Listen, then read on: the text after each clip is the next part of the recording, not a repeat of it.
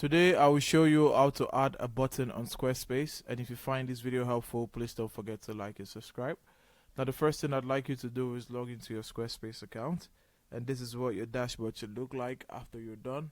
Now you need to go into the particular website that you want to add a button for, and once you click on the website, you're going to go to pages, and we're going to find the page that you want to add the button to. Now on the page, you're going to click on edit. Now on the edit, right at the section where you think you're comfortable adding your button, you're going to click on add block.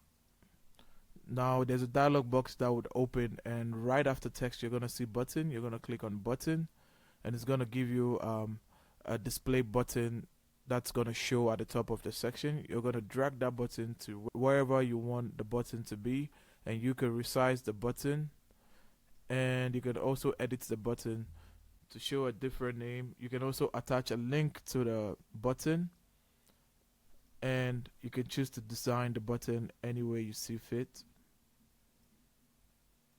Now that's how you add a button on Squarespace. If you find this video helpful, please don't forget to like and subscribe. On to the next one. See ya.